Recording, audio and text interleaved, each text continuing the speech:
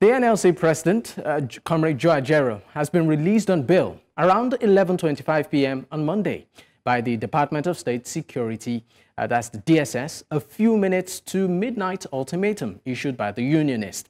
Ajaero was arrested on Monday morning at the Nnamdi Azikiwe International Airport, Abuja, on his way to the United Kingdom for an official assignment. Earlier, the Nigerian police force had invited and interrogated Ajaero over allegations of terrorism financing, cybercrime, subversion, criminal conspiracy, and also treasonable felony. Weighty charges, you'd say. Well, joining me on the program this evening to discuss this, two amazing gentlemen. Hassan Soweto is the spokesperson of Youth Rights Campaign. He joins virtually from Lagos. Also have Deji Olayinka, a Socialist Party member, who joins virtually from UK. Gentlemen, thank you for your time. All right, let me start. No, it's my pleasure. All right, great. Let me start off with you, Soweto. The arrest, and of course we know he's been released on bail right now, of the NLC president, Ajaero. Your thoughts? Well, I think it's a worsening of what we have seen to be a consistent attack on the Nigerian Labour Congress and the Labour movement. That arrest represents, a worsening of that cycle of attack, an attack that has also spread to the civil society, including, the ongoing trial of 10 protesters at the Federal High Court in Abuja in connection with, last month's End Bad Governance protest. The arrest yesterday of Ajaero appeared to have been orchestrated, apparently to stop him, from getting to the UK, where he was scheduled to address a conference of the Trade Union Congress in the UK, because over the past few days, on the basis of the campaign of the Socialist Party, God and Wills, as well as the Youth Rights campaign here in Nigeria, the attention of the trade unions across the world, including the UK, have been tuned to the ongoing attacks here in Nigeria. And if Ajaero had made it to the UK yesterday, it would be an opportunity, for the NLC leadership to present the case of Nigerian workers, to the workers in the UK, thereby seeking international solidarity, of the British working class in support of the struggle of the Nigerian people here. That arrest yesterday was meant to stop that. And that is why we have to see it as an attack, on the entire working class, not just in Nigeria, but across the world, as well as young people too. And what we need to do with respect to that, is a bold response. We have to challenge the NLC today that the time of constantly, refusing to take actions in response to this harassment has got to stop. The NLC to declare 48-hour general strike as a bold response to that, to say that we reject this consistent, want to pick up the battle against, fuel price increase, against anti-poor policies, and against bad governance in Nigeria. That is what we expect, from the NLC right now. All right. I think I'll pick up from something you said, staying with you, Taiwo-san, on this one. You said that the NLC needs to take a strong stance against consistent, if I got your word correctly, harassment, and that they should also take a stance on, they should be more vocal on issues that affect the common Nigerian. Are you suggesting that before now the NLC has been relatively weak? Yes, that's exactly what I said. Because what it looks like now is that consistently the Nigerian government continues to go after the NLC president, saying that you are responsible for the protest of Nigerians against bad policies, against anti-poor policies. And the NLC leadership has consistently replied by denying, by saying that, no, we are not involved. I think that with these consistent attacks, it is now time for the NLC leadership to then own up to the reality of the fact that even if the NLC leadership did not call out Nigerians to come out to protest last month, the Nigerian Labour movement actually has the responsibility to lead Nigerian people in this dark hour. So they have to see these consistent harassments and attack, as a converse recognition, the role of the Nigerian working people, and therefore take up the gauntlet by therefore starting to do that thing that the government is accusing them of, which is to declare for the general side to say that this condition of hunger, of hardship, is no more tolerable. And, and this is something that is supported by reality. Workers can no more go to work today. Many workers who have cars have parked their vehicles. Those who have been going through buses on a daily basis to work can no more afford the high prices of transport fare. So in a way, society is grinding to a halt. From that point of view, the NLC and the TUC, they have a legitimate reason to therefore say that we can no more, go to work. Workers want to down tools in a 48 hours action and a nationwide protest to demand a halt to the conditions. That is what we need to hear from the labor movement now. Thank you for your elaborate, of course, analysis there. Let me go to Deji. Deji, I also understand that in the UK, for instance, there was some sort of protest on this matter, requesting the release, a part of the demands requesting the release of the arrested NLC president, which of course has happened, even though it's via bill, right now, and also a list of other demands. I'd like you to take us through what exactly the nature of this protest is all about, and then your take on the arrest and also release of the chairman, even though it's on bail.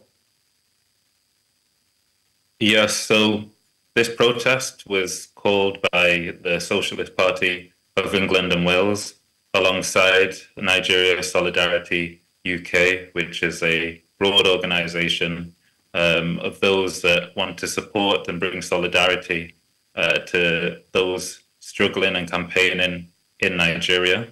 And the protest was called to apply pressure at the Nigerian High Commission, on the ambassador, and on those that work for the Tinubu government, to let them know that both the labour movement and the wider working class in the UK are supporting the struggles of Nigerians, and that we won't rest until we see the release of all of the political prisoners who have been arrested and charged for merely arranging and taking part in peaceful protests, and that we won't rest until we see a reversal of Tinubu's neoliberal anti-work, anti-poor policies, like the petrol hike, the electricity fee hike, and also the currency devaluation, which has caused horror to millions of Nigerians. Really, that protest was the first of many actions that we're willing to take to stand in solidarity with the oppressed Nigerian people. All right. I also understand that part of the demands had to do with the release of the End Bad Governance protesters who, of course, were charged with treason. One of them includes Michael Lenin. You are demanding, or the aim of the protest, part of the objective is the demand for his release and also those being held, and basically for a better system in the country. Largely young persons coming out to voice and be heard. How much of an impact do you think that has had so far? Well, so far, we're really at the beginning stages. We've been able to get the ear of the trade union movement in the UK. And ultimately, we see, similar to how in Nigeria, the NLC and the TUC can have a huge effect, shutting down the country to help fight against the hardship and hunger. We recognize, even as Nigerian diaspora, as activists, we recognize that the trade union movement in the UK can also play an outsized role in putting pressure on this Nigerian government to, really follow the demands of the Nigerian people and to reverse its policies.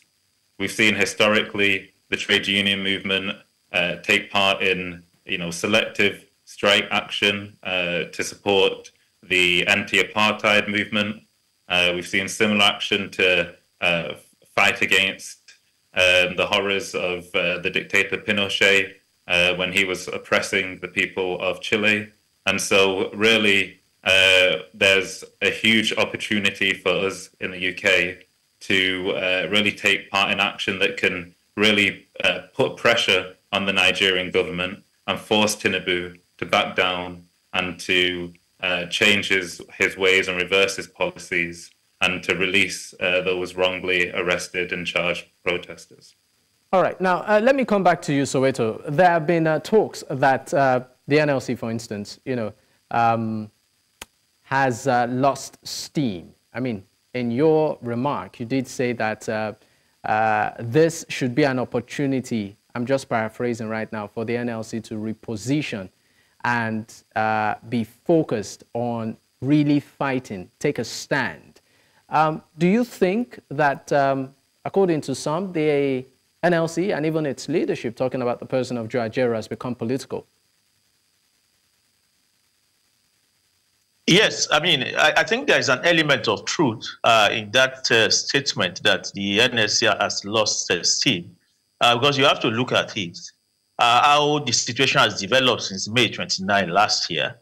Don't forget that it was on May 29 that Tinubu announced the first of his ruinous anti-poor policies that has put us in the current condition that we are today. And immediately right there, when Tinubu announced that policy, Joe Ajaero, who had just emerged a few weeks back as the NLC president, immediately declared, a strike for June. But then that strike, did not go on. And it's from that point that the NLC and the chief leadership began a series of dialogue with the federal government, thinking that they could discuss their way out of this crisis. But instead of those dialogue producing anything, what we have seen is that the regime has continued to implement more policy. It was afterwards that they devalued the currency. It was afterwards they increased electricity tariff. So there is a way in which the NLC leadership ought to have realized that the regime is just taking them for a ride. I find it shocking, in particular, the statement issued by the NLC leadership about 2 weeks ago when the latest fuel price hike was implemented, where they said that they were betrayed, by Tinubu. In the real sense, that betrayal, had occurred since last year, only that the NLC leadership did not realize it at the right time. And that is why the NLC and its youth leadership now have to re-examine their approach and their overall strategy, because they have shown weakness. That is why the regime has grown so strong that they have even started to attack the NLC leadership, because the regime doesn't think that if it faces any real opposition. Yeah, please go on. All right, Soweto, I understand that we really need to go on a break right now. Definitely, when we return, we will pick up from where we stopped. Do stay with us.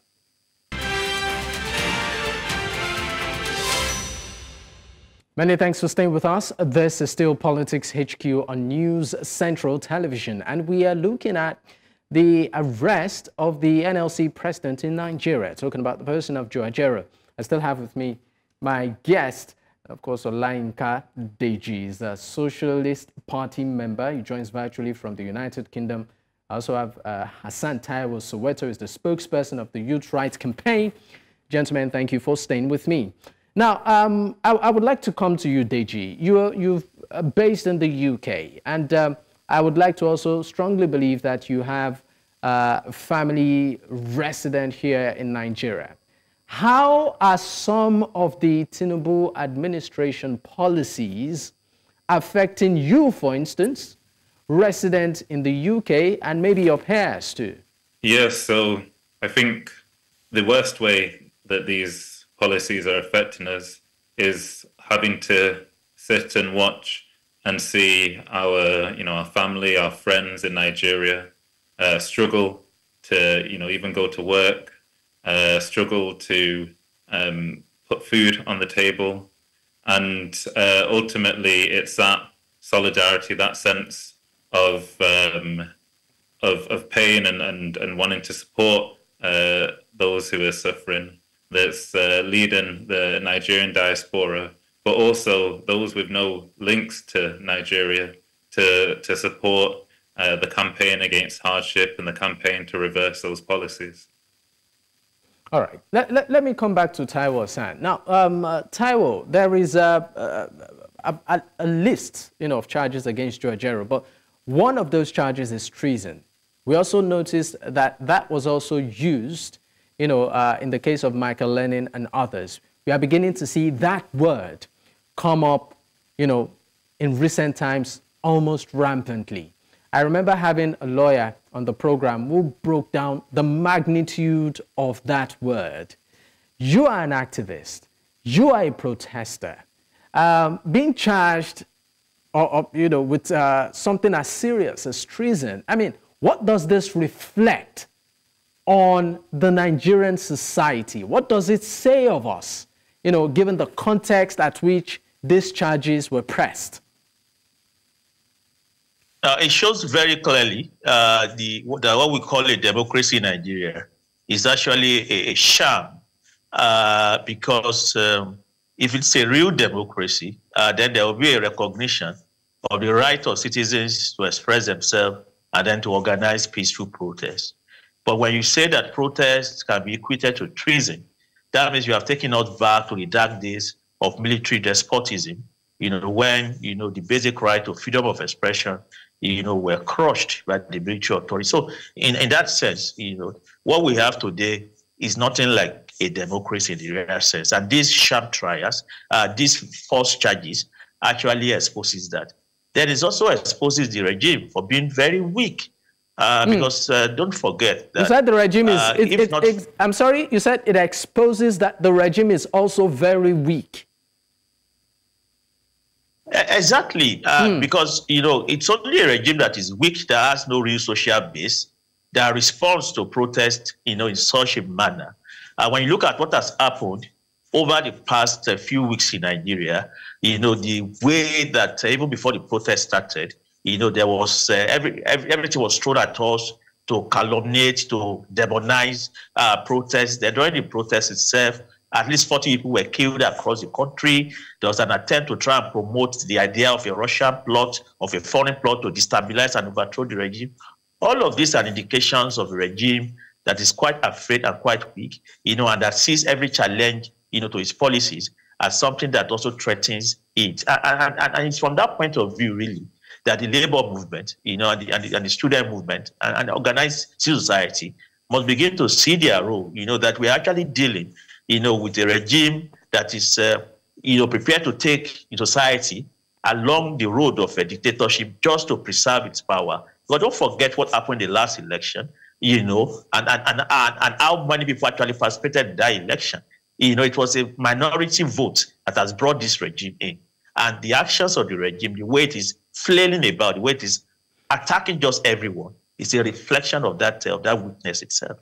All right, but this same regime is saying that Nigerians should please be patient. The policies are more long-term in terms of benefits than the short-term. And has appealed on several fronts, even tried to introduce, well, I call it a soft landing in terms of palliatives and all of that. Does this show in any way some element of sincerity to build a nation that is sustainable? First, it doesn't show any sincerity. But secondly, it also shows a certain ignorance and confusion, within the government itself.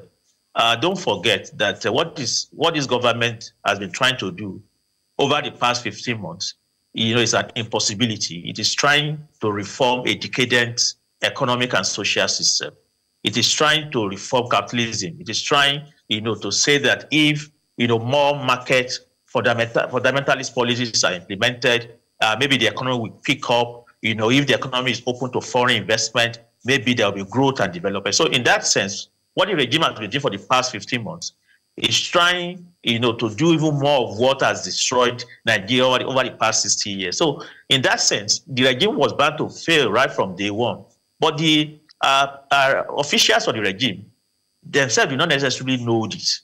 And that's why you see that they themselves seem to be confused about what is happening, and they have lost control. So when they are therefore talking about the need to wait a bit more, they are not saying that from the point of view of any assurance or any confidence, because it is very clear that they have lost control of the situation. Look at what the exchange rate is at now. Look at what fuel price is at now. Look at what inflation and all of that. Look at where they are. This doesn't show that things are going to get better. In fact, it looks much more clearly that we face even a much more serious economic catastrophe. And that is why it has become intolerable for the NLC and TUC to continue to dilly-dally, and drag their feet over this matter. This is a life and death matter for people. I know people who can't afford to eat, not just twice or three times, even once in a day. I know children in the hospital today who are being discharged, not because they are okay, but because their parents have got no money, for their care. There is a catastrophe facing the Nigerian working people, the youth and the poor. And that is why we have to begin to fight right now. Those of us who came out, Soweto, are you there? To just provide, for the struggle of the working people. But the reinforcing society that can do what needs to be done, that can ensure that there's a real impact on the situation, is the labor movement. And that is why Comrade Ajaero and the Osifo in the TUC must get their act right. There must be an immediate, meeting, of the NLC and TUC, alongside with socialist groups and civil society, to discuss the appropriate strategy in order to confront the regime on all of these ruinous policies. Our standpoint must be that we cannot allow President Tinubu to drag the Nigerian people along the path of destruction that this regime appears bent on dragging all of us. We must take a stand and say enough is enough. We must say there's an alternative, to this, to the situation in Nigeria. If we have a socialist economic system in this country today, where the collective resources of Nigeria is put under public ownership and democratic workers' control, then it can be easy to begin to resolve the crisis that we face. It can be easy to bring fuel price back to the lowest level. It can be easy to provide for education, public education for all. It can be easy to provide for decent jobs, but also a living wage for everyone who needs it. But on the basis of a for-profit system that continues to make a few people rich at the expense of the mass majority, no iota of reform can be able to ensure equitable development. That is the lesson that we are learning in Nigeria in the unfolding catastrophe that we have faced over the past 15 months. All right, Hassan Soweto, let me leave you for a moment. Let me bring into the conversation Malam Hamisu Santuraki is the spokesperson for the National Coordinating Secretariat, United Action Front of Civil Society. He joins virtually from Kano. Malam Santuraki, thank you for your time. Now, my question, of course, to you will be, I want to believe that you might have been following the conversation. You, of course, are abreast of the fact that Ajaero is out on bail. But one thing Soweto did say is that this is an opportunity for Labour to take a stance. So I'm asking you, do you think that Labour over time or in recent times have been able to be, in the face of the government and also very effective in pushing the demands and welfare of workers? Have Labour, been doing their role in society as being that mouthpiece for the working Nigerian? Good evening, everyone. Good evening, Nigerians. I thank you very much for inviting me to this very important program. Let me go straight. I've not had the previous conversation before, but I just captured a little of it. My own opinion on this issue of Labour, whether they are working to see that they have done things for the Nigerians, they are doing their best. But we shouldn't allow only Labour to be doing these things. You know the way this country is working. Most of our leaders, we know, we have their history, we know who they are, and we know what they can do. And you can see it's not about the issue of only Labour alone. What I'm saying is that it's not only Labour. It is a collective, supposed to be a collective ideas that all Nigerians should come together, all of us, to support them, to give them. Labour, they are doing their best. But at least it is we, the masses now, will now come out and say that, okay, let's give support to these people. If we agree to work with them and give them support, to encourage them to do more, I believe that they will do so. But but what I'm seeing is that the Nigerians are just reluctant, just only thinking that label. But what about the masses? Can't we come out and show that really this thing belongs to us? The country is belongs to us. We are in a democracy, and a democracy is a government of the people, by the people, for the people. So it is the people that makes things work. It is when we agree to come and join these people and tell them, okay, we show them solidarity and support, that yes, then that they will get the confidence to come and fight for us. But the masses will just be relaxing. We can only hear that we are saying label. They are doing their best. So according to you, you feel Labour is doing its best? Yes. Okay. Let me of course leave you now. Let me go to Deji. Now, Deji, you are of course in the diaspora, and there's something called the Japa syndrome, which I believe you are abreast, of. Quite a couple of young persons fall within this bracket. If you ask an average young Nigerian, tells you, oh, would prefer to go out there looking for greener pastures. I would like you to speak on behalf of these young persons there, your experience, and if maybe, things were so good, we would have the amount of Nigerians abroad there. Yes, well, I can't speak on behalf of all Nigerians, but in the diaspora, but it's clear that Nigerians, whether they are in Nigeria or outside of Nigeria, would like to be able to go to Nigeria and live in Nigeria, but live in a prosperous country, live in a place where they aren't suffering with fuel price hikes, where they aren't facing huge inflation. That means when you go to the market tomorrow, you'll be paying twice as much as you were paying yesterday. And unfortunately, it's clear that in Nigeria, because of these policies, that is not the case. But it's also clear that in the diaspora, in the UK and other countries, we've seen that the capitalist system doesn't really serve our needs either. Many Nigerians come to the UK and expect a prosperous life, a comfortable life, the life that we all deserve. But they come to find out that it's the same system and the same type of issues that affect us globally. That's not to say that life isn't better in many ways, of course it is.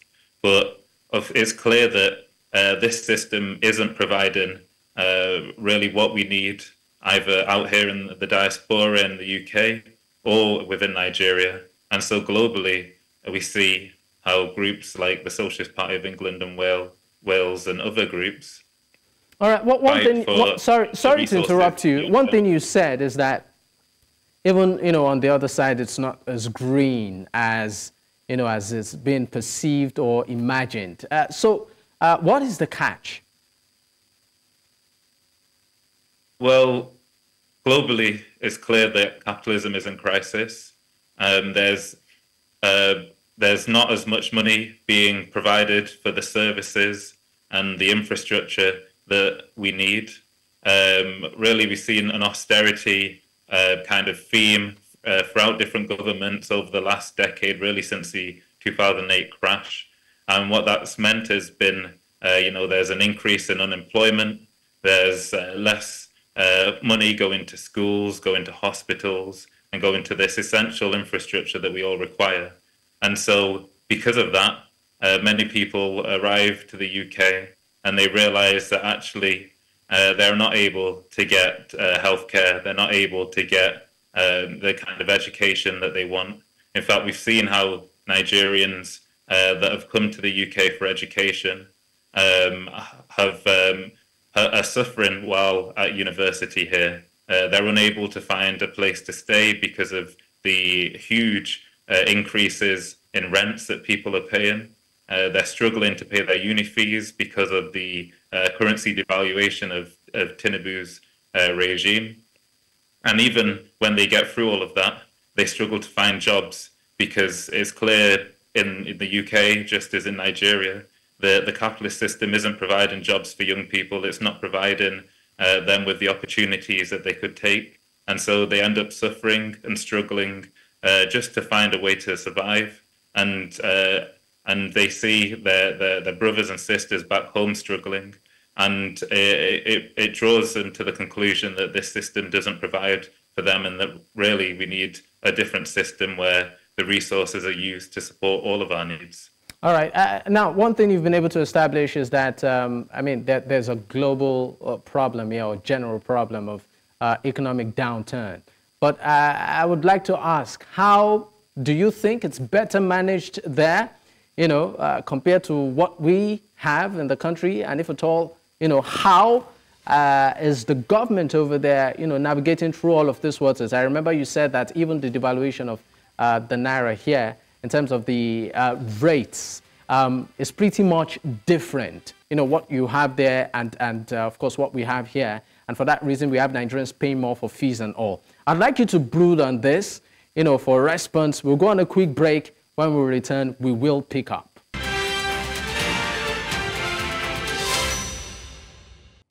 Many thanks for staying with us. This is still Politics HQ. I still have my guest with me.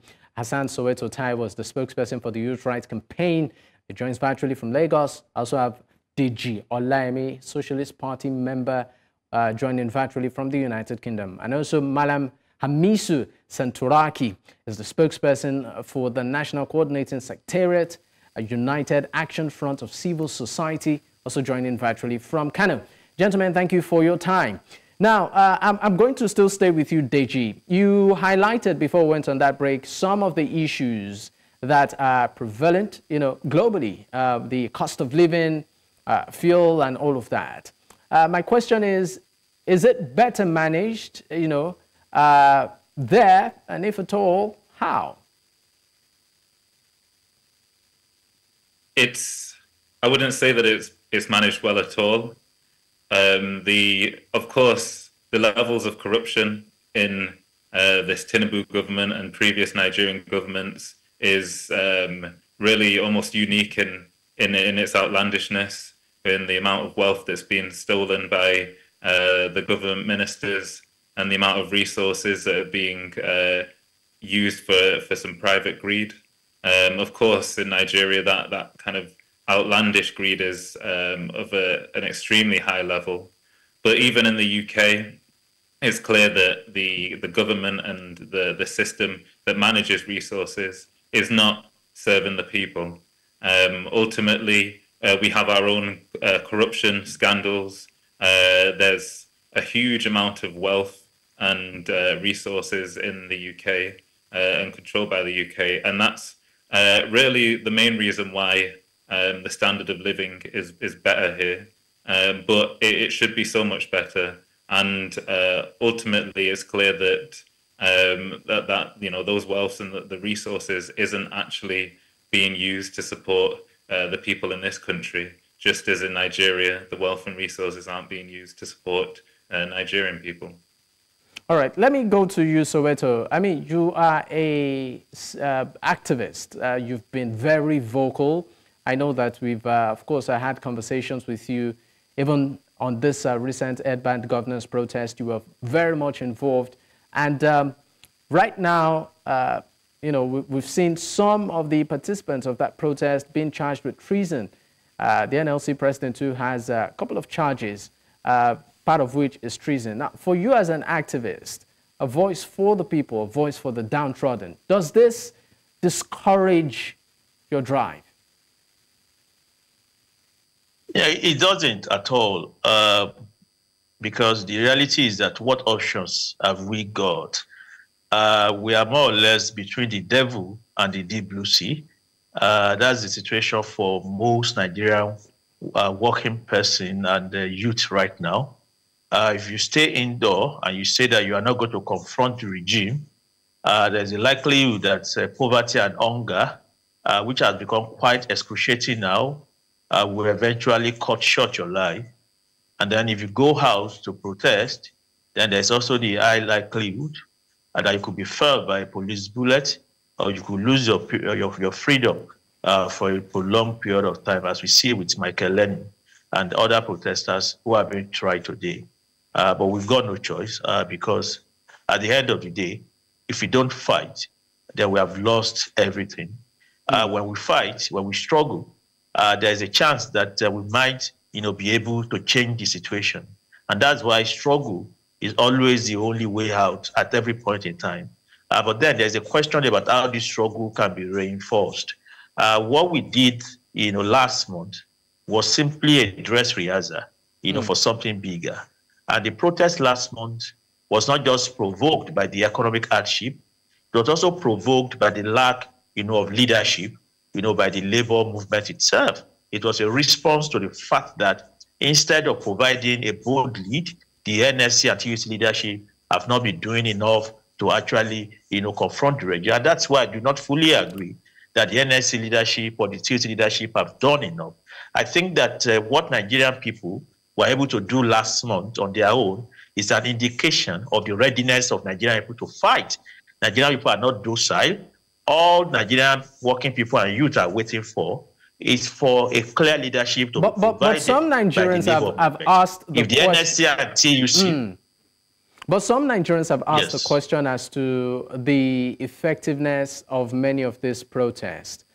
Does it really bend the ears of the government? Do we see results at the end of the day? And for that reason, some have said maybe tactics need to be changed. So I'm going to ask you, do you think that protests over time have been able to tilt the demands of, have been able to bend the ears of the government to the demands of the people? Obviously, we will not be where we are now in an independent Nigeria, even though it's a nominal independence, without all of that gargantuan protest against British colonialism. We will not be here today under the condition of civil rule, even though we call it a sham democracy, without all of those huge protests in the mid-90s against military. So we have ample evidence in Nigeria, let alone across the world, showing that struggle and protest works. What we simply need to do, is to have the appropriate strategy that can ensure that the working class, which is the most organized class in society, for the point of view of the oppressed, is able to put all of its organizational resources, into leading the rest of the oppressed masses on the struggle that can actually have an impact. What we have seen in August is the readiness of the Nigerian people to fight. But because you didn't have the labor movement, the student unions, because these are mass organizations, of the people. Because you don't have them, playing a role, there was a limitation as to how much, ordinary Nigerian people and youth on the street could be able to achieve, even though the bravery and courage of Nigerian people and youth who are out last month have to be commended. But then, in this current situation, exactly, seeing as the situation continues to get worse, if the NLC and TUC leadership decides, to put forward, a call for a 48-hour general strike, you can be sure that the response, will be tumultuous. The mass of millions of Nigerian people will respond, on the street of Nigeria, because the situation has gotten so bad that people are just waiting for a bold lead. So the ball is actually in the court, the NLC and TUC leadership, to provide that leadership so that we can begin to fight back. All right. Hassan Soweto, let me leave you. Let me go to, of course, Hamisu on this one. Now, Hamisu, has protest in Nigeria been effective? Yeah, I can say it's effective, but you see, let me just say something clearly. We allowed, when we at least we need to have a plan before we start anything. Like the protest we wanted to do, it is about the people and the masses of Nigerians. The way my brother is looking at it at the corner of civil society, something of that nature. And we are the leaders we have a terrible leaders who, when you are planning, if you didn't plan well, they will have their own way how to see to disrupt what you are having.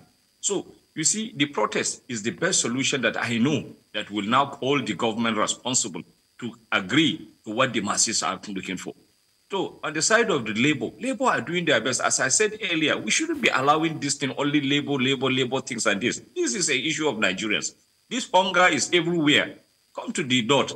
I'm telling you, you will cry with what is even happening. Insecurity, poverty, a lot of hunger, everything in the north. I'm telling you, you will cry.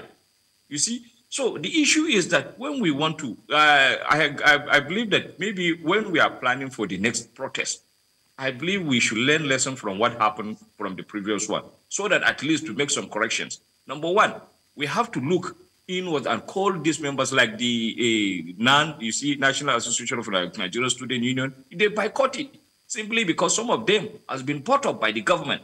And that is what the government are even doing. You can see what happened even in Abuja when they went and meet the same masses that we are trying to see that, okay, this problem is not my problem, it's not your problem, it's problem of everybody in this country. But these people will be called and be paying just a mean money, just 2,000, 3,000 naira, and they will go and fight against their own brother. And let's come about the security issue.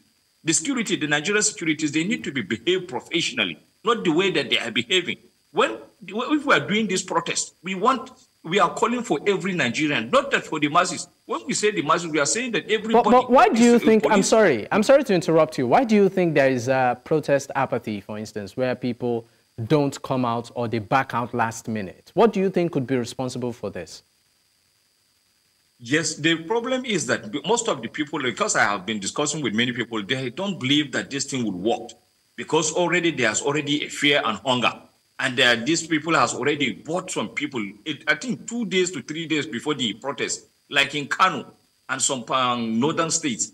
You see they are inviting talks from different states, importing them to the state. So that send a signal to people. They start saying, they know that if they come out for this, definitely something will happen.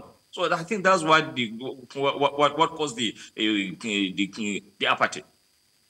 All right. Let me leave you for a moment there, Hamisu. So let me go back to you, Soweto. I want to believe you have some reaction to some of the things Hamisu said. But my question is, there is also talks of another protest in October, the 1st of October.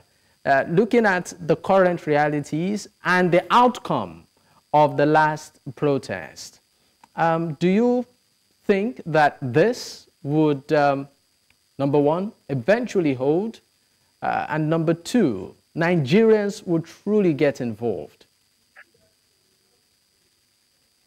I think whether or not another round of protests will happen is left in the hands of the Nigerian people themselves. But I'm quite sure that there's no time that the Nigerian people who are suffering from this excruciating poverty are not going to be prepared to come out to protest. We saw that last month.